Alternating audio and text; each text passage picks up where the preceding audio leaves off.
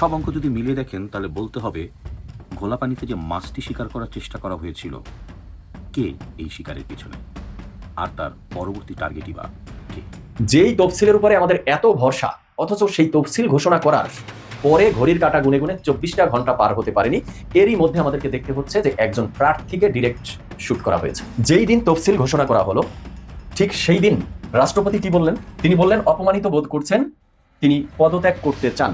আজকে আওয়ামী লীগের সকাল সন্ধ্যা লকডাউন পালনের কর্মসূচি, যদিও ঠিক তার আগের রাতে এই বাসে আগুন দেওয়ার ঘটনাটা আওয়ামী লীগের দিকেই গড়াচ্ছে। কি ঘটলো রাজধানীতে, এবং সেটা চলন্ত গাড়িতে আগুন দেওয়ার ঘটনা ঘটেছে। হাদিকে যারা এতদিন ধরে তুলেছে তারাই হাদিকে করে প্রথম বড় রক্তপাত দিয়ে তাদের চূড়ান্ত লক্ষ্য রাষ্ট্র ক্ষমতা দখলের পথে হাঁটছে। ডক্টর ইউনূসকে পালাতে তো দেওয়া যাবে না, তাকে তার অন্যায়ের হিসাব বাঙালি জাতিকে দিয়ে যেতে হবে। দর্শক, নতুন একটা নিউজ আপনাকে স্বাগতম। প্রিয় দর্শক, এখন বেরিয়ে আসছে কিছু চাঞ্চল্যকর তথ্য, যেটা দেখলেই বুঝতে পারবেন যে আসলে ঘোলা পানিতে মাছ শিকার চলছে।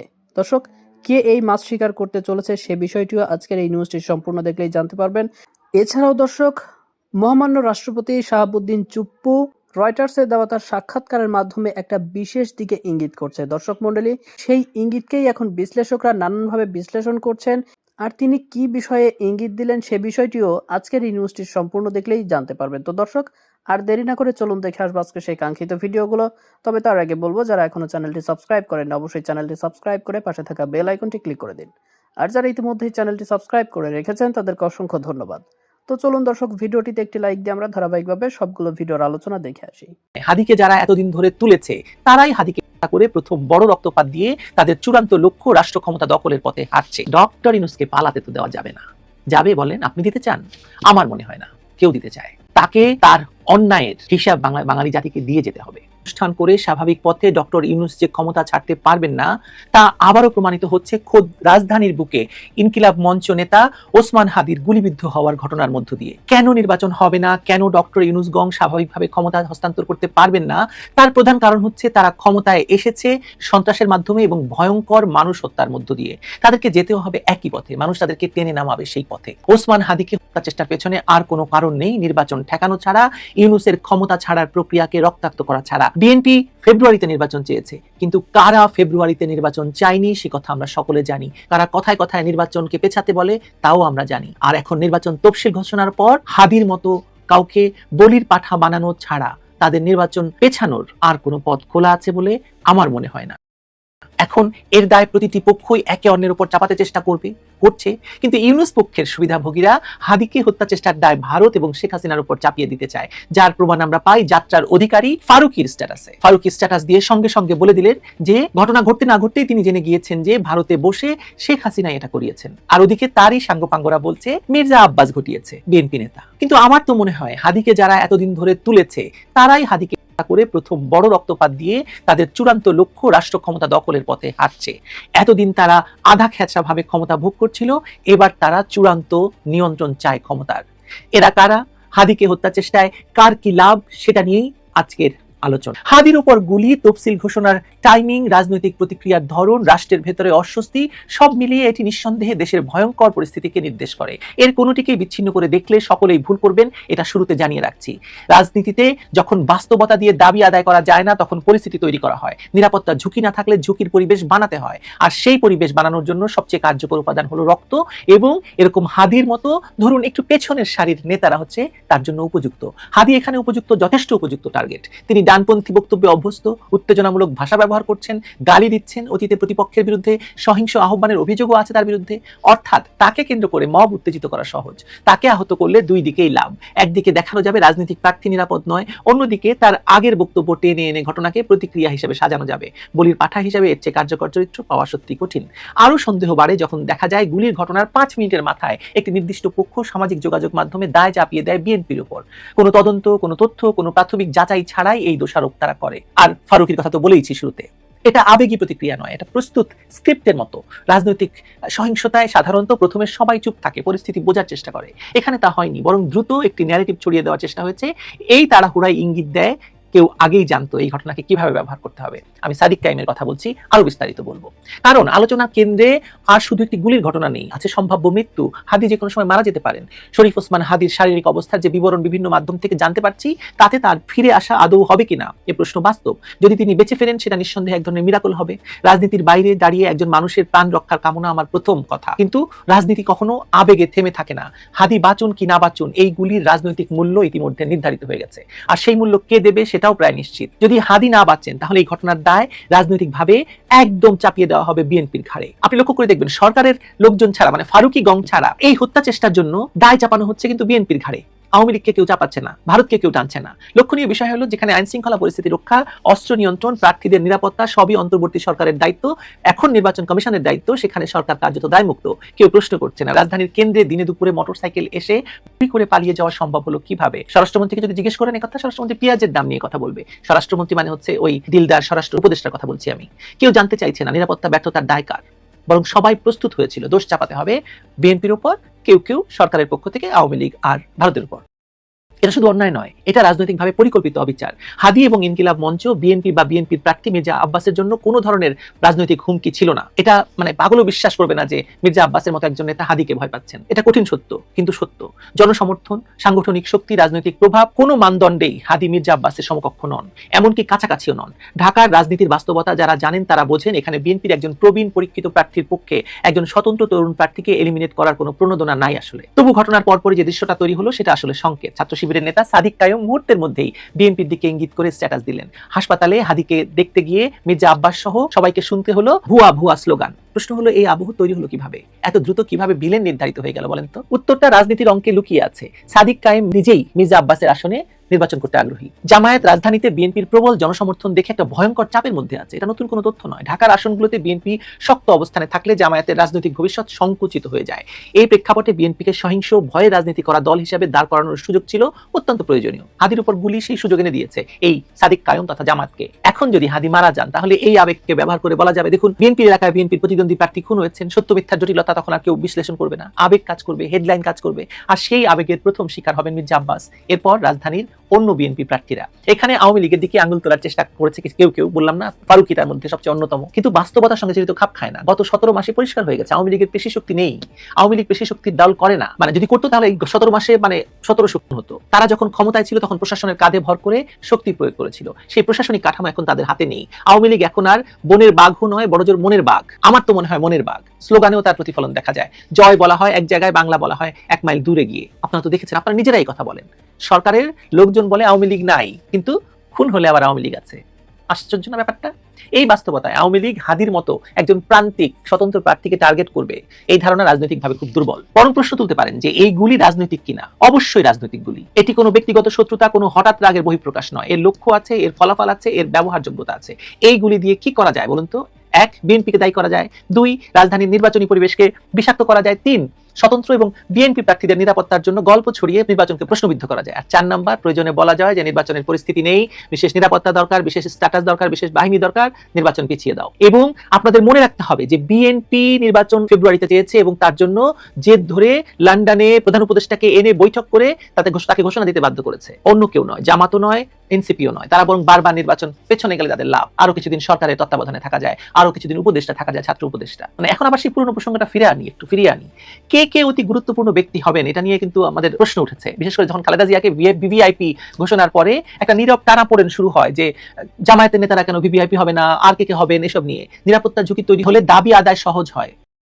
রাজনীতিতে নতুন কিছু নয়। সুতরাং হাদি কিন্তু এই ঝুঁকিটাকে বাড়ানোর জন্য একটা বড় সুযোগ হিসেবে ব্যবহার হবে বা হচ্ছে। আরেকটি বড় প্রশ্ন ভয়ঙ্কর ভাবে উপেক্ষিত থেকে যাচ্ছে। থানা থেকে যে লুট হওয়া অস্ত্রগুলো, সেগুলো কোথায় আছে? কেন সেগুলো উদ্ধার হয়নি? এই অস্ত্র বিএনপির হাতে নেই, এটা মাঠ পর্যায়ের বাস্তবতা, অনেকেই জানেন। এবং তাহলে কার হাতে?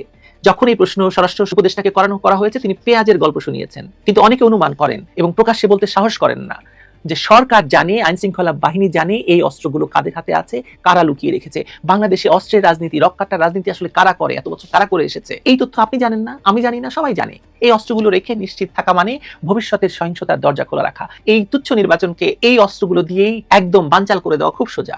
আর সহিংসতা হলে সবচেয়ে সুবিধাকার যে দল নির্বাচনে জিতে ক্ষমতায় যাওয়ার সম্ভাবনা রাখে তাদের নয়। বিএনপি নির্বাচনে জিতে ক্ষমতায় যাবে কথা সবাই বলছে, সব জরিপ বলছে। তাদের কথা বলছে না, তাদের তো সুবিধা না ভাই। সুবিধা তাদেরই যাদের জনগণের ভোটে ক্ষমতায় যাওয়ার সম্ভাবনা শূন্য, কিন্তু যারা কোনো না কোনো ভাবে দৃশ্যমান বা অদৃশ্য ক্ষমতা ধরে রাখতে চায় অথবা পুরো ক্ষমতা দখল করতে চায়। বিএনপি নির্বাচন চায় ফেব্রুয়ারিতে, এটি তারা বারবার বলেছে। জামায়াত এবং তাদের জোট একই দিনে নির্বাচন এবং গণভোট চায় না। অর্থাৎ নির্বাচন বানচালের রাজনৈতিক স্বার্থ কার? এই প্রশ্নের উত্তর খুব জটিল কি? একদম জটিল নয়। তবু আঙুল যাচ্ছে বিএনপির দিকে। কেন? কারণ বিএনপি সহজ টার্গেট, ক্ষমতায় নেই কিন্তু জনসমর্থন আছে, আঘাত করলে শব্দ হয় কিন্তু পাল্টা আঘাত করার প্রশাসনিক ক্ষমতা নেই। তবে একটি ব্যাপার, এই হাদির হত্যা চেষ্টার ভেতর দিয়ে কিন্তু একটা জিনিস প্রমাণিত হলো যে হাদিকেই সরকার নিরাপত্তা দিতে পারছে না, তারেক রহমানকে কি করে দিবে? তারেক রহমান যদি ফেরত যায় ভিন্ন প্রসঙ্গ, পরে কথা বলবো এটা নিয়ে। আপোষের রাজনীতি বিএনপির এমন এক জায়গায় এনে দাঁড় করিয়েছে বিএনপিকে যেখানে তাদের সঙ্গে কোনো সরাসরি সংযোগ নেই, সেখানেও তারা অপরাধী হচ্ছে। এটা করুণ কিন্তু খুব বাস্তব। হাদির গুলিকে তাই শুধু একটি বুলেট হিসেবে দেখা ভয়ঙ্কর ভুল হবে। এটি একটি পরিকল্পনার অংশ, একটি মহড়ার ধাপ। দেখা হচ্ছে কতদূর গেলে কি হয়, কাকে দায়ী করা যায়, কে চুপ থাকে, কে আওয়াজ তোলে, কোন পক্ষ কেমন রিয়াকশন করে। এটা একটা মাঠে পরীক্ষা করার একটা বেশ ভালো ঘটনা ঘটিয়ে ফেললো যারাই ঘটিয়েছে। যদি এখনই এই অঙ্ক ভাঙা না যায়, যদি অস্ত্র উদ্ধার না হয়, যদি দায় নির্ধারণের ন্যূনতম ন্যায়বোধ না থাকে, তাহলে সামনে আরো হাদি আসবে। এই হাদি শেষ হাদি নয়। তখন আর প্রশ্ন থাকবে না কে গুলি করলো, প্রশ্ন থাকবে কেন কেউ থামালো না। এই মুহূর্তে সেই সীমারেখা যেখানে সিদ্ধান্ত নিতে হবে নির্বাচন হবে বাস্তব প্রতিযোগিতায়, নির্বাচন হবে সকল দলের অংশগ্রহণে, এবং নির্বাচনটা একটা সঠিক সময়ে সকলকে লেভেল প্লেইং ফিল্ড তৈরি করে আইন শৃঙ্খলা পরিস্থিতি সম্পূর্ণ নিয়ন্ত্রণে আনার পরে নির্বাচন হবে, নাকি রক্তের উপর দাঁড়িয়ে তৈরি করা একটা সাজানো নির্বাচনের মাধ্যমে ডক্টর ইউনূস পার পেতে চাইছেন, পালাতে চাইছেন। ডক্টর ইউনূসকে পালাতে তো দেওয়া যাবে না। যাবে বলেন? আপনি দিতে চান? আমার মনে হয় না কেউ দিতে চায়। তাকে তার অন্যায়ের হিসাব বাঙালি জাতিকে দিয়ে যেতে হবে। বললাম যে কিছু ইঙ্গিত পাওয়া যাচ্ছে, ইঙ্গিতগুলো আসলে কি? 3টা পয়েন্ট নিয়ে আলোচনা করব। এই যে অস্ত্রের ঝনঝনানি, এই জিনিসের ঝনঝনানি শুরু হয়ে গেছে রাজনীতির মাঠে। আমরা জানি যে ইলেকশনের আগে নির্বাচন কমিশন থেকে বা সরকারের পক্ষ থেকে লাইসেন্স করা যে এই জিনিসপত্র থাকে এগুলোকে জমা নিয়ে নেওয়া হয়, বাট লাইসেন্স ছাড়া যেগুলো থাকে সেগুলো জমা নেওয়ার কোনো সুযোগ আছে? আর আমাদের দেশে সন্ত্রাসী মাফিয়া যে শ্রেণী রয়েছে তাদের হাতে কত শত কত হাজার লাইসেন্স ছাড়া এই জিনিসপত্র আছে কারো জানা নেই। শুধু সেখানেই শেষ না, যেটা লাইসেন্স নেই তো নেই, আমাদের জানাও নেই, লাইসেন্স নেই মানে আমাদের জানা নেই, বাট আমাদের অনেক কিছু জানাও আবার আছে যেটা আরো শঙ্কার কারণ।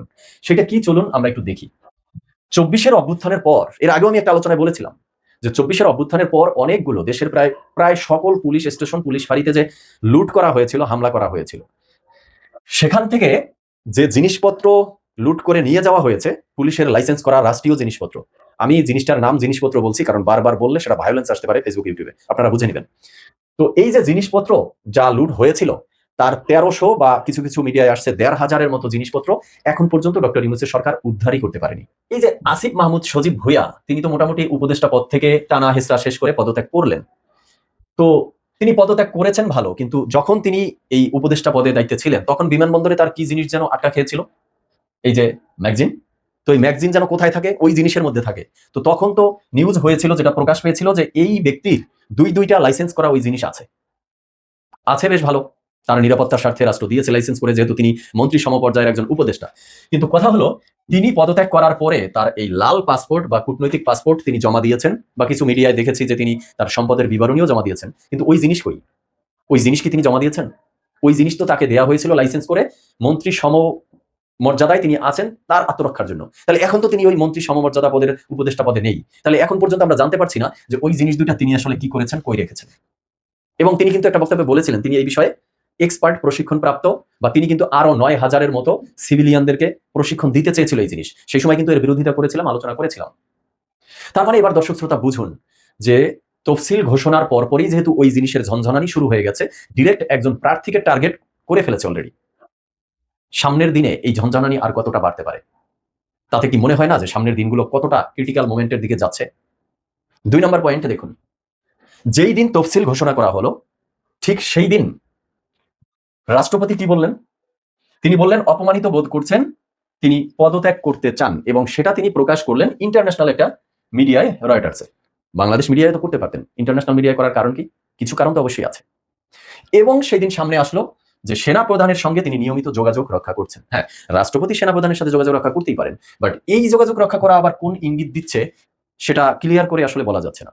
তো এই যে রাষ্ট্রপতি এখন অপমান বোধ করছেন, বা অপমান বোধ করার যথেষ্ট কারণও রয়েছে, কিন্তু আমরা কিন্তু এর আগে দেখেছিলাম যে এই রাষ্ট্রপতিকে অপসারণের দাবি তোলা হয়েছিল, তাকে বাধ্য করে এই পদ থেকে সরিয়ে দেওয়ার জন্য অভ্যুত্থান পরবর্তী সময়ে অনেক আন্দোলনও হয়েছিল। এরপরে আমরা আরেকটা যদি দেখি যে এর কিছু মাস পরে আমরা দেখেছিলাম যে বিদেশে যত বাংলাদেশের দূতাবাস রয়েছে সেখান থেকে এই রাষ্ট্রপতির ছবি নামিয়ে ফেলা হয়েছিল, যার কারণ আজও জানা যায়নি। রাষ্ট্রপতির দপ্তর থেকে কিন্তু প্রধান উপদেষ্টার দপ্তরে এর কারণ জানতে চেয়ে চিঠিও পাঠানো হয়েছিল, কিন্তু সেই চিঠির জবাবও পাইনি। কিন্তু তখন কিন্তু এই রাষ্ট্রপতি বলেননি যে আমি অপমান বোধ করতেছি, আমি এখান থেকে সরে দাঁড়াবো। তার মানে তখন পর্যন্ত তিনি কিন্তু অনড় ছিলেন তার পদে। তাহলে এখন হঠাৎ করে কি হয়েছে যে তিনি অপমান বোধ করছেন? আপনাদের কি মনে হয় যে এটা শুধুই তার কোনো অপমান বোধ থেকে, না এর ভিতরেও অন্যতম কোনো গুরু রহস্য রয়েছে বলে আপনাদের মনে হয়? গুরু রহস্যটা কোন জায়গায় সেটার আরেকটা ইঙ্গিত 3 নম্বর পয়েন্টে দিচ্ছি, চলুন। আমরা দেখলাম নির্বাচনের তফসিল তো হয়ে গেছে, কিন্তু এখানে লেখা ব্যালটে থাকছে না নৌকা প্রতীক, বা আরেকটা সংবাদে দেখলাম যে পোস্টাল ব্যালটে থাকছে না নৌকা সহ 4 প্রতীক। তার মানে আওয়ামী লীগ নির্বাচনে অংশগ্রহণ করতে পারছে না, এটা এখন কনফার্ম। তাহলে রাষ্ট্রপতি এখন অপমানবোধ কেন করছে, মানে কিছু একটা ইঙ্গিত বুঝতে পারছেন কিনা? তো এই যে রাষ্ট্রপতি অপমানবোধ করছে, সেটা তিনি বলছেন যে যেহেতু সাংবিধানিক দায়িত্ব হিসাবে নির্বাচনটা সম্পন্ন হওয়ার পরে তিনি পদত্যাগ করবেন। একসাথেই তো বলতে পারেন না হুট করে যে আজ বা কালকের মধ্যে তিনি এটা করতে চাচ্ছেন। তো শুরুর দিন না হয় বলেছে যে নির্বাচন সম্পন্ন করে তারপরে, তো টুডে অর টুমরো তো বলে ফেলতে পারে যে আমি নির্বাচন পর্যন্ত ওয়েট করবো না, আমি আগেই করবো। তাহলে যে একটা সাংবিধানিক শূন্যতা দেখা দিবে, সেই শূন্যতা কি নির্বাচনকে প্রভাব করবে না, প্রভাব ফেলবে না নির্বাচনের উপরে? আপনারা হয়তো অনেকে ভাবতে পারেন যে কি প্রভাব পড়বে, ওনার কাজটাই বাকি, উনি থাকলেই বাকি না থাকলেই বাকি। বাংলাদেশের রাষ্ট্রপতি পদটা আলংকারিক, অর্নামেন্টাল হতে পারে, বাট অনেক গুরুত্বপূর্ণ দায়িত্ব আছে। সেটা আমরা 24 অভ্যুত্থানের পরেই দেখেছি। ডক্টর ইউনূসের সরকারকে এসে তখন সেই ক্রিটিক্যাল মোমেন্টে রাষ্ট্রপতির হাত ধরেই কিন্তু, হাতে শপথ নিয়েই কিন্তু পরিস্থিতি সামাল দিতে হয়েছে। বা ইলেকশন কমিশন এখন তফসিল ঘোষণা করতেছে, রাষ্ট্রপতির কাছে আসতে হচ্ছে, অনুমতি নিতে হচ্ছে। তো প্রশ্ন করতে পারেন যে রাষ্ট্রপতি তো যে কোনো সময় ন্যাচারালি নাই হয়ে যেতে পারে, নমর হয়ে যেতে পারে, তো তাতে কি রাষ্ট্র চলবে না? চলবে। কিন্তু একটা জিনিস বুঝতে হবে যে রাষ্ট্রপতির অনুপস্থিতিতে সেই কাজগুলো করা হয় স্পিকার বা ডেপুটি স্পিকার দিয়ে। সেই স্পিকার বা ডেপুটি স্পিকার এখন আছে? নেই। স্পিকার নেই, ডেপুটি স্পিকার নেই, আছে রাষ্ট্রপতি। রাষ্ট্রপতিও যদি পদত্যাগ করে ফেলে, তাহলে যে সাংবিধানিক শূন্যতাটা তৈরি হবে, সেটা নির্বাচনকে কনফার্ম প্রভাবিত করবে। আরেকটা বিষয় হলো এই যে আওয়ামী লীগকে নির্বাচনে আসতে দেওয়া হচ্ছে না, এই জায়গাটায় না আমার দ্বিমত আছে। আওয়ামী লীগ নির্বাচনে আসতে পারছে না বাংলাদেশের রাজনীতিতে, অথচ যেই অপরাধে, যেই অভিযোগে আসতে দেওয়া হচ্ছে না, সেই অপরাধ পরিমাণের দিক থেকে হাজারো গুণ বেশি 1971 সালে যারা করেছিল সেই জামাতে ইসলামে আবার এখানে সগৌরবে রাজনীতি করতেছে। তো এটা কোন ধরনের আচরণ? এই বিষয়টা নিয়ে আমি আলাদা করে আলোচনা করব। যারা এই বিষয়টা নিয়ে আবার আমার উপরে ক্ষুব্ধ হচ্ছেন, তাদেরকে আমি আমার নেক্সট যেই পর্বে এই বিষয়টা নিয়ে আলোচনা করব সেটা দেখার আমন্ত্রণ জানাচ্ছি। তো দর্শক শ্রোতা, এই যে 3টা পয়েন্ট নিয়ে আলোচনা করলাম, এই 3টা পয়েন্ট ওভারঅল আপনাদের কাছে কি মনে হচ্ছে? যে তফসিল ঘোষণা হয়ে গেছে তাই নির্বাচন পর্যন্ত পরিস্থিতি খুব ভালোভাবে যাবে, না পরিস্থিতি খুবই ক্রিটিক্যাল, খুবই সংঘাতময়, খুবই সংকটময় এবং ডেঞ্জারাস দিকে যাচ্ছে? এবার আসি যে এই যে পরিস্থিতি এমন হয়ে গেল কেন, কারা করছে এটি? এই যে হাদি একজন প্রার্থী, সংসদ সদস্য প্রার্থী, তার উপরে যে অ্যাটাক করা হলো, শুট করা হলো, কারা করছে? সন্দেহের তীর আপনি কোন দিকে নেবেন? আজকে দেখলাম ঢাকা মেডিকেলে হাদির অবস্থা সম্পর্কে জানতে বা তাকে দেখতে ওই হাদির আসনে ঢাকা 8-এর যে বিএনপির পদপ্রার্থী মির্জা আব্বাস, তাকে সেখানে ঢুকতে দেওয়া হচ্ছে না বা ভুয়া ভুয়া স্লোগান দেওয়া হচ্ছে কেন? মির্জা আব্বাস কি এই ঘটনার সাথে কোনোভাবে সম্পৃক্ত বলে মনে হয়? মির্জা আব্বাসের মতো হেভিওয়েট প্রার্থী এই হাদির মতো স্বতন্ত্র একজন প্রার্থীকে কি মূল কম্পিটিটর হিসাবে ভাবে, কন্টেস্টার হিসাবে ভাবে বলে আপনার মনে হয়? আমার কাছে মনে হয় না। তো সেক্ষেত্রে এই ছোটখাটো বিষয় নিয়ে মির্জা আব্বাসের মতো ব্যক্তি, হেভিওয়েট প্রার্থী, এর পিছনে কেন, এই ইন্ধনে তিনি কেন থাকবেন? আমার কাছে কোনো যৌক্তিকতা নেই। তাহলে এই ঘটনা কারা ঘটাচ্ছে? আওয়ামী লীগকে যেহেতু নির্বাচনে আসতে দেওয়া হচ্ছে না, তার মানে আওয়ামী লীগ এই নির্বাচনকে বানচাল করার জন্য চেষ্টা করছে। হ্যাঁ, সেটা হতে পারে, উড়িয়ে দেওয়া যায় না। আরেকটা বিষয় হলো যে ঘর পোড়ার মধ্যে আলু পোড়া খাওয়ার জন্য একটা গোষ্ঠী কিন্তু, একটা গ্রুপ কিন্তু থাকে সবসময়। তেমন একটা গ্রুপ আমি খুঁজে পেলাম এই ঘটনার মধ্যে। সেটা হলো এই বর্তমান ঢাবির ডাকসুর যে ভিপি সাদিক কায়েম সাহেব, তার আচরণে কথা নেই বার্তা নেই। তিনি বলছেন যে ওসমান হাদিকে গুলি করা হলো চাঁদাবাজ ও গ্যাংস্টারদের কবল থেকে ঢাকা সিটিকে মুক্ত করতে অচিরেই আমাদের অভ্যুত্থান শুরু হবে, রাজধানীর ছাত্র জনতাকে প্রস্তুত থাকার আহ্বান জানাচ্ছি। কিসের অভ্যুত্থান ডাক দিবেন উনি? আমি গত পর্বেও আলোচনা করেছিলাম, কার বিরুদ্ধে অভ্যুত্থান ডাক দিবেন? এক অভ্যুত্থান করে ফ্যাসিস্ট আওয়ামী লীগকে তো এখান থেকে তাড়ানো হয়েছে, তো এখন অভ্যুত্থান করে কাদেরকে সরাতে চান? মানে আপনাদের ক্ষমতায় আসতে, ক্ষমতার মসনদে বসতে এখন যারা বাধা হয়ে দাঁড়াচ্ছে তাদেরকে সরিয়ে দিবেন, বিষয়টা এমন? আপনি চাঁদাবাজ এবং গ্যাংস্টার বলে কাদেরকে মিন করছেন? তাহলে সেই চাঁদাবাজ গ্যাংস্টার বলে যাদেরকে মিন করছেন, যারা আপনাদের ক্ষমতার মসনদে বসার ক্ষেত্রে বড় বাধা হয়ে দাঁড়াচ্ছে ভোটের মাঠে, রাজনীতি মাঠে, তাদেরকে যদি সরিয়ে দেওয়ার জন্য একটা গণ অভ্যুত্থানের প্ল্যান পরিকল্পনাই আপনাদের মধ্যে থাকে, তাহলে এই যে হাদিকে টার্গেট করে এই ঘটনার জন্ম দেয়া, ঘটনার পরে আপনার মধ্যে সেই গণ অভ্যুত্থানের আস্ফালন লাফালাফি করা, তাহলে সন্দেহের তীর আপনাদের প্রতি যায় না যে হাদিকে দিয়ে এই ঘটনা, এই সিচুয়েশন আপনারাই তৈরি করাচ্ছেন? এই সম্ভাবনা উড়িয়ে দেওয়া যায় কিনা দর্শক শ্রোতা? আরেকটা বিষয় দর্শক শ্রোতা শেষের দিকে বলে শেষ করবো, সেটা হলো আপনাদের অবশ্যই মনে আছে যে কিছুদিন আগে জাতীয় পার্টিকে নিষিদ্ধের দাবিতে গণ অধিকার পরিষদের নুরুল হক নূর যে পুলিশ সেনাবাহিনী কর্তৃক যে হামলার শিকার হয়েছিল, তখন নুরুও কিন্তু এতটাই আহত হয়েছিল, আঘাত পেয়েছিল, সেও কিন্তু ক্রিটিক্যাল মোমেন্টে চলে গিয়েছিল। তো সেখান থেকে তিনি সুস্থ হয়ে ফিরে এসেছেন। বাট অবাক হওয়ার বিষয় হলো, নুরুল হক নূর সুস্থ হয়ে ফিরে আসার পরে এই বিষয় নিয়ে খুব বেশি প্রতিবাদ করতে দেখা যায়নি তাকে বা তার দলকে। হঠাৎ করে কেন যেন সবকিছু মেনে নিয়েছে, চুপচাপ হয়ে গেছে। কিন্তু সেটা কেন, সেই কারণ কিন্তু আজও পর্যন্ত আমরা জানিনি যে সেই সময়ে নুরুল হক নূরের উপরে এমন অতর্কিত হামলা কেন চালানো হয়েছিল, সেই কারণ ছিল অজানা। আবার এখন হাদির উপরে অ্যাটাক করা হয়েছে, সেই কারণও এখন পর্যন্ত অজানা। তার মানে তাহলে এই অজানা ঘটনাগুলো কারা ঘটাচ্ছে এখন পর্যন্ত অজানা থাকতেছে। এই অজানা ঘটনাগুলোই একটা সময় এসে মানে বিস্ফোরণ হিসাবে আসবে কিনা, তখন প্রকাশ পাবে কিনা কোনো একটা অনাকাঙ্ক্ষিত ঘটনার মধ্য দিয়ে যে কারা আসলে এর পিছনে ছিল। অর্থাৎ আমি মিন করতে চাচ্ছি, এই সবগুলো ঘটনার পিছনে ডক্টর ইউনূসের সরকারেরই কোনো যোগসাজশ আছে কিনা, তারাই পরিস্থিতিটাকে এভাবে গন্ডগোল পাকিয়ে মানে একটা দীর্ঘদিন এখানে থাকার পরিকল্পনা সরকারের মধ্যে আছে কিনা। প্রিয় দর্শক, আমি আশা করছি সবগুলো ভিডিওই আপনি মনোযোগ সহকারে দেখেছেন। সেই সাথে দর্শক, এই ভিডিওগুলো সম্পর্কিত যদি কোনো তথ্য বা মতামত থাকে তাহলে তো অবশ্যই কমেন্ট করে জানিয়ে দিন। এতক্ষণ সাথে থাকার জন্য ধন্যবাদ। নিউজটি শেষ করছি এখানেই, ফিরছে আগামী ভিডিওতে নতুন কোনো টপিক নিয়ে। আল্লাহ হাফেজ।